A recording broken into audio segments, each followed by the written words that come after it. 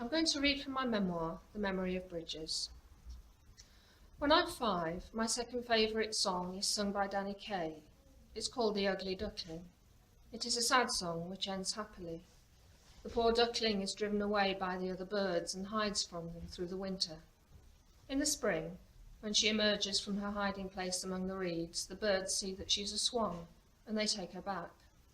I know the song by heart, and I can sing it word perfect from the beginning to the end. Only when I sing the sad words about the duckling's loneliness, there's something in them that I recognise. This something is truth. The sad words haunt me. They belong to me in a way that the happy ending does not.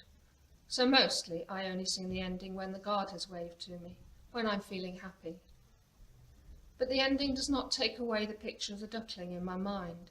She's still there, frightened, shivering, cowering lonely in the reeds through the grey, cold winter. I cannot forget her. I cannot abandon her for the swan. And then, one Saturday during the long hot summer of 1959, something wonderful happens. There is a swan in my back garden, a real live swan. I know about swans. As a child living close to the river, I often see them at the foot of the steps below the Victoria Embankment, jostling the ducks for titbits, stretching out their white curved necks for bits of bread. These swans are mute swans, mute meaning that they have no song. Perhaps because they cannot sing, they do not look like the other breeds that are more like large ducks. They have stern faces with black brows jutting over orange beaks. The boys on the avenue say that a single strike from their wings can kill a man, but they like telling me things that will frighten me. I do not believe them, not quite. But this swan is in my back garden, her wings held open like huge cupped hands, padding around on her great black feet, nibbling at the grass. She is so large the lawn beneath her feet looks tiny, like the square green bug in my bedroom. I take a step towards her, and then I stop. I turn and go back into the kitchen where my mother is washing clothes in the sink. "Mummy," I say, "there's a swan in the garden." My mother is not looking towards the garden. She's looking out of the kitchen window at the side of the house, gazing down the avenue while she wrings out a check shirt of my father's into a sausage between her hands. There is a dark wet patch on her apron where the water has splashed over the edge of the sink. "Is there?" she says, and carries on with her washing. The shirt drips a trail of soapy water from the thick green bar of fairy which is beside her, coated in sparkling bubbles on the wooden draining board. I wait to see if she's going to come and have a look. Then I go back out into the garden to see if the swan is still there. She's still padding about, but now her wings are folded back into her body. When she sees me, she opens her dark beak and hisses. Not a whistle as it says in the song, but a hiss, like the sound of the gas fire coming on in the morning. I'm not frightened, just curious and interested. I go back inside again. "It's still there," I say. By this time my mother has piled her washing into a wicker basket, ready for pegging out. She follows me into the garden and sees the swan. "Oh," she says, "there really is one." Instead of pegging out the washing, she takes the bowl back inside and calls me in. She's taking off her apron and finding her handbag. "We have to go down to the phone box," she says. I go into the phone box with her while she makes the call.